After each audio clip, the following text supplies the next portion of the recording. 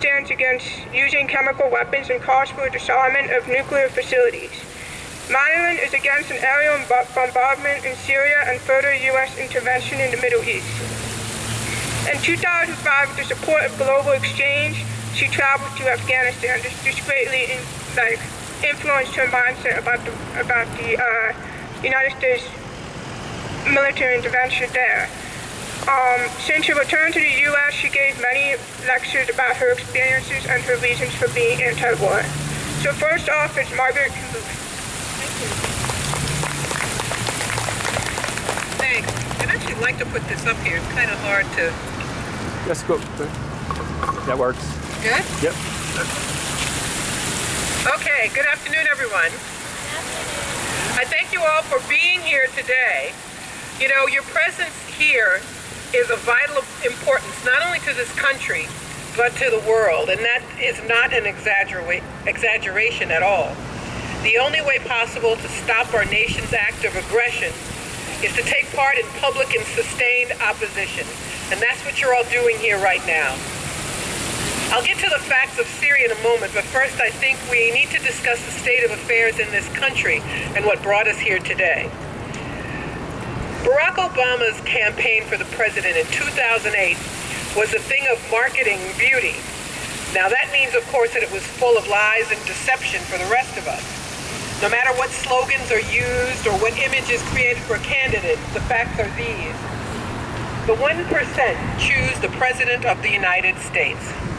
Before anyone votes in Iowa or New Hampshire, candidates go on a cross-country casting call, pledging loyalty to the needs of wealthy individuals and corporations.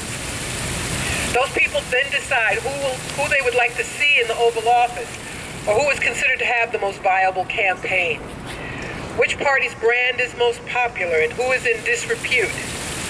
In the years leading up to 2008, it was clear that Bush had ruined the Republican brand, and a Democrat would make a better case to the people. That is why Barack Obama and Hillary Clinton, too, raised campaign funds at historic levels. Obama was the better campaigner, but that didn't mean anything good for humanity. It just means that he did a better job of hiding his true loyalties and making people believe there would be change when in fact there would be none. When the 1% chose Barack Obama to be president, they committed the perfect crime. Let us remember that Obama was never an anti-war candidate. He just played one on TV. When asked by the New York Times how he would have voted had he been in the Senate in 2002 when Bush was given an authorization to invade Iraq, Obama said that he did not know how he would have voted. Hillary Clinton's pro-war vote and her ham-handedness made Obama the ultimate choice. But lest we forget, he told us he wasn't against all wars, just dumb ones. He didn't elaborate on what he meant by a smart war or a dumb one, but as president, it's clear that he knows one thing. Americans will accept carnage almost anywhere on earth as long as their military isn't involved. The sovereign nation of Libya was destroyed by the United States and NATO because of lies told by Western nations, their governments, and their corporate media. There was no impending massacre in Benghazi. The claim made by the U.S. at the UN Security Council on the need of a no-fly zone was a lie, meant to get buy-in from other nations. Libya was destroyed by the West, the Gulf monarchies like Saudi Arabia, and jihadists who were usually told are our enemies. I suppose they are frenemies, but the U.S. has a long and ignoble history of dealing with jihadists. We must always remember that the Taliban and Al-Qaeda received millions of dollars in funds and ammunition from the West for many years. Osama bin Laden is but one example of a one-time friend who later turned on his benefactors. The Arab Spring, the unprecedented surge in the expressions of yearning for democracy, was used as an opening for old-fashioned imperialism.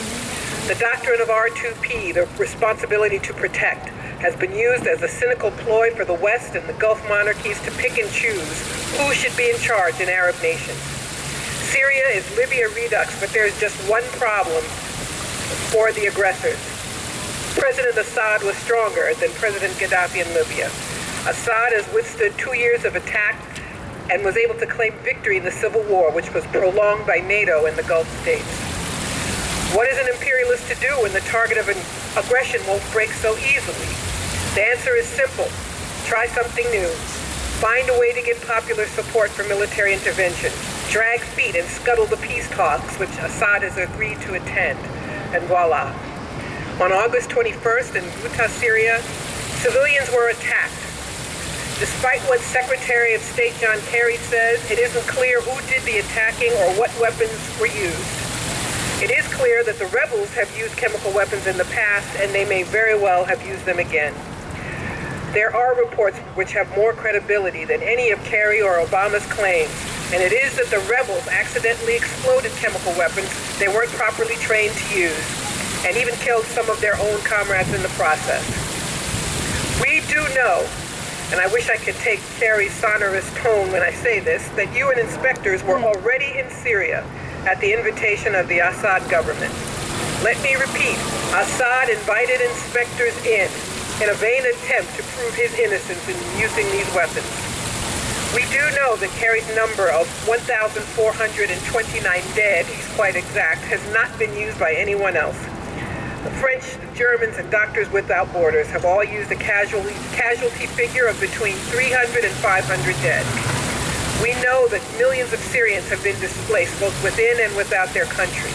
We know that the U.S.-promoted war is responsible for causing over 100,000 deaths. We know that the Assad government did not delay a UN inspections team investigation. The only delay came about when the UN wanted to confirm that its staff would be safe. We know that the site can still be investigated. It is not true that it is too late to find evidence. We know that evidence of sarin and other gases which have been claimed by the administration can remain for at least 1 month, even if there are further bombardments. In short, we know that our government is lying about Syria. Obama is no better than George W. Bush was 10 years ago. We know that our corporate media does not see itself in opposition to any president, but rather as a partner, a supplicant always wanting favor and access. We know that the media carry Obama's water just as they did in 2003 for President Bush. Lastly, we know that the country most guilty of violating the Geneva Conventions and other international law regarding the use of chemical weapons is the United States. We know that the city of Fallujah in Iraq was targeted in a horrific act of revenge in 2004 and 2005. We know that the Geneva Conventions clearly forbid exacting revenge against the civilian population. We know that babies in Fallujah are still being born with horrible deformities because of the use of white phosphorus and depleted uranium by the United States. We know that the United States used Agent Orange in Vietnam, and children there are still being born with deformities as a result. If we believe Obama and Kerry, then other nations have the right to bomb the United States because of the crimes it committed around the world. We know that the Treaty of Rome, which brought the International Criminal Court into existence, was never signed by the United States because our government reserved the right to commit war crimes with impunity. Remember that the next time you see a talking head or senator suggesting that other nations' leaders be subject to ICC prosecution. If you voted for Obama, don't be too embarrassed that you were taken in. But as the old saying goes, fool me once, shame on you. Fool me twice, shame on me. The fact that you are here today means that you won't get fooled again. It goes without saying that the United States has no moral or legal right to attack Syria. On the eve of this congressional vote, we must state loudly and clearly that we are unalterably opposed to more war and to our government and media telling us bald-faced lies. Don't worry that John McCain was playing video poker during a Senate hearing. Worry that he and his colleagues and the president all want more people to die in your name. Pay attention to that and tell them all no. Thank you.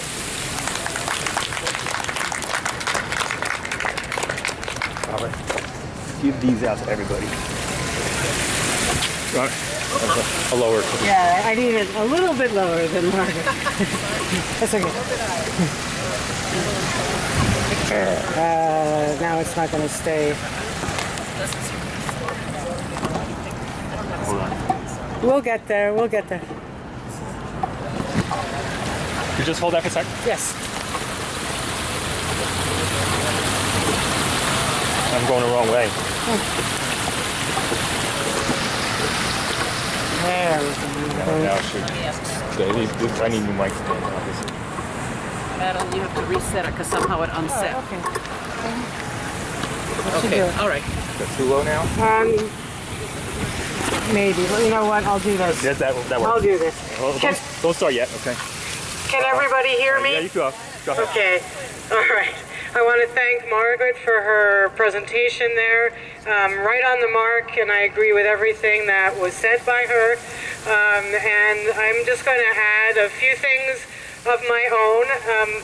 First, again, my name is Madeline Hoffman, and I just want to correct a couple of things that were said in the introduction.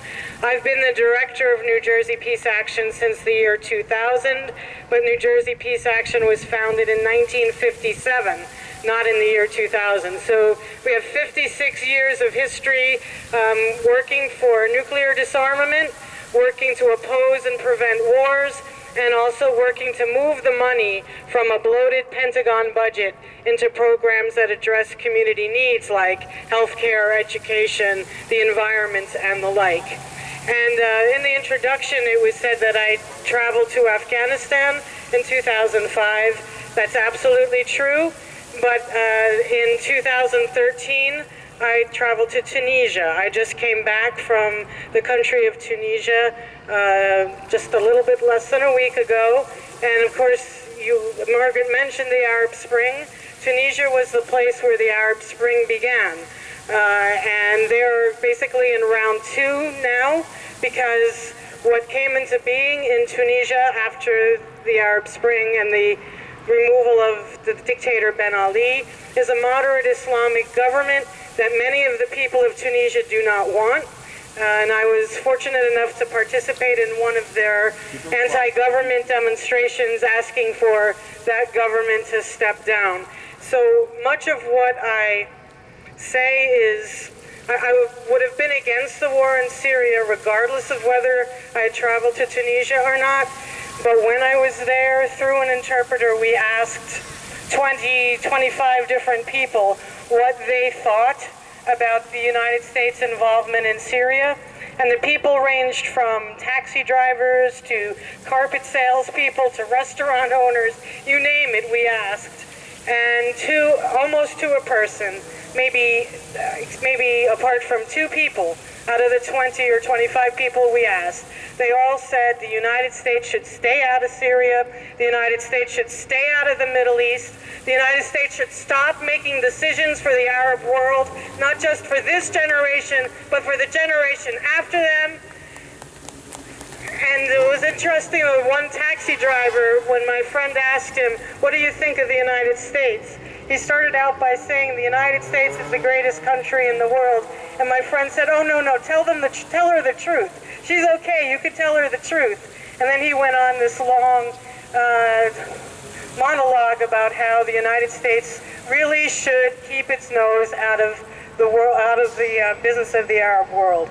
So clearly to me, after being there and knowing what I know about the wars in Iraq and Afghanistan and what's gone on since 9/11, this is not about who used chemical weapons and if they used chemical weapons. The United States and the Project for a New American Century, which was set up in the late 1990s, was made up of people like Donald Rumsfeld, Elliott Abrams, Jeb Bush, many of the people who were in the George W. Bush White House, as a matter of fact.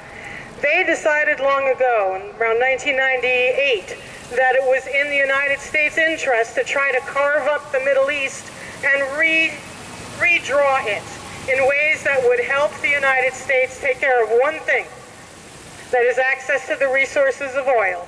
Not necessarily access to the resource of oil in order for us to get it here in the United States at a cheap price, but for the United States to have access to those oil reserves so we could sell it in dollars to countries like China and India and other countries emerging on the market, rather than have the Europeans sell it in euros. So this was something that was in the minds of the Project for a New American Century, some of our leaders under George W. Bush for many years.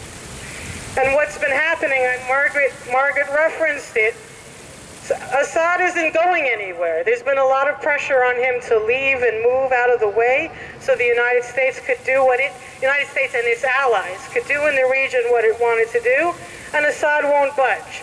In fact, I saw this lengthy paper that was written by Assad and people who supported him about the kind of internal reform they would do in Syria to address concerns about democracy. And that particular paper was completely ignored by the United States because that's not what the United States pressuring is all about. It's not to make Syria more democratic. It's about gaining access, actually gaining access to Iran through Syria. One of Syria's strongest allies is Iran. The United States has seen Iran as a prize for a very long time. But it's not possible for the United States to invade Iran, at least it hasn't been to this point. After Iraq, after Afghanistan, the people in this country would never stand for it. But if one of Iran's strongest allies, i.e. Syria, is out of the way, it isolates Iran even further, and it makes it more easy pickings, if you will, for the United States. Now, some people say there's overwhelming evidence that there were chemical weapons used by Assad. Other people say exactly the opposite. There's underwhelming evidence to show that, and as Margaret said, evidence to show something totally different, that perhaps the rebels were involved in doing that. And we know the rebels are a mishmash. They're not just like in Tunisia or, during the Arab Spring. It's not a popular uprising per se. There are people in there, there are elements in there we claim are our enemies, like Al-Qaeda and other terrorist groups, or other groups that have employed terror tactics. But you know what? Something about this sounds eerily familiar. The United States said Iraq had weapons of mass destruction, and therefore the United States had to invade Iraq. Were there weapons of mass destruction in Iraq? No. And then before that, Persian Gulf War #1, we had pictures of incubator babies in Kuwait, and those all turned out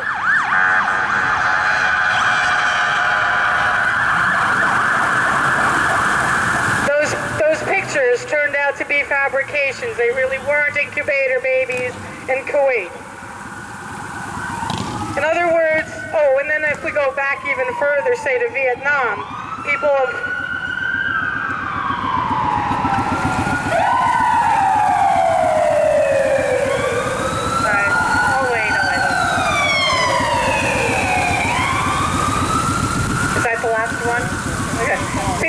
I'm sure have heard of the Gulf of Tonkin resolution that was passed by U.S. Congress at the time and got us drawn into the Vietnam War. And it turned out years later that Gulf of Tonkin resolution was also based on a lie.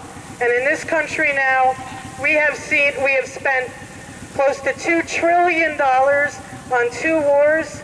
In 2001, we invaded Afghanistan, and we're still embroiled there. 2003, we invaded Iraq on a lie. We're spending trillions of dollars for what? What have we accomplished? When are we going to get out? Have we done anything at all to improve the lives of people there or bring democracy to those countries? Quite the opposite, I would like to say. And so here we are, once again, on the verge of starting a war against Syria. But there are a number of things that are different this time. Number one, the whole Arab world sees right through us. And maybe they did before, but I never was there, so I couldn't tell. But whatever President Obama says, whatever John Kerry says, people in the Arab world say that's nonsense. What the United States is all about is advancing their interests in Syria and stay out. So that's number one. And number two, we are so war-weary in this country with all the money that was spent, all the money that's taken out of our communities, all the money taken out of education, the money that's not available for school lunches or food stamps or anything else that the Congress wants to cut because they say we have a budget deficit. They're not going after the military, they're going after programs that we all need in our communities. And if we start a war against Syria, limited, you know what I want to say about that. How can you have a limited war? Even 90 days of war. It's not limited, and there are going to be civilians that are killed. I gave a short presentation this morning in Ocean City, and it wasn't even about the war, and somebody came up to me afterwards and said, really now, what does it matter if somebody's killed with a bomb or somebody's killed with chemical weapons? They're still killed. They're still dead. I'm a surgeon, and my job is to keep people alive. And because I want to keep people alive, U.S. better stay out and not start to bomb Syria, because it's going to cause many more needless and unnecessary deaths. Do we think nobody's going to fight back? Do we think we're not going to antagonize anybody else by dropping those bombs? It's not going to be limited to the little petri dish called Syria. There are going to be repercussions well beyond that. Russia, China, Iran, other groups who want to support Syria and not see Syria, obliterated, will come through with weapons, and we don't know where that will all lead. So I'm here to say that the last week or so, people have been making calls to their members of Congress and to their senators. And from what I gather from all of these offices of senators and representatives, they're getting flooded with telephone calls, and the calls that are coming in are 9-to-1, at least 9-to-1, against military action in Syria. So we need to keep the pressure on, even if it means going to one of our senators' offices or representatives' offices. No war, no war, Thank you. no war. Thank you. No war, no war. We don't support Al-Qaeda. No war. So if you want to go to a congressman's office and sit outside his or her office until they tell you where they're going to be, or how they're going to vote on this, I think that's really important, because with the mess our political system is in right now, it's a very strange mix of how people are going to vote. Representative Michelle Bachmann is going to vote against the war, probably because she can't stand anything that President Obama says he's going to do. But she's going to vote against the war. But somebody like Congressman Donald Payne Jr., who is supposed to be progressive, walking in the footsteps of his father, when I spoke to him on Friday, he said, I don't know how I'm going to vote yet. I'm going to have a confidential briefing on Monday. Maybe, the Democrats, some of the strongest Democrats against the other wars, are going to be in favor of this one because President Obama is pushing it, and he's going to be twisting their arms. So the missing link to all of this is all of us. All of us raising our voices through telephone calls, visits to the members of Congress office, and saying we don't want another war, we can't afford another war, there's no such thing as a limited war, and we can't afford to continue to alienate the Arab world and get them even angrier at us for our foreign policies. We need to wake up. We need to start working towards genuine peace, negotiations, diplomacy, looking at democratic reforms, looking at ways of sitting down at the table with one another. And more bombs and more violence and more war and more deaths is just not going to make this a better or more peaceful world. So thank you all for coming out tonight. Okay, Isabel's going to help facilitate a group discussion here. What I'd like to do is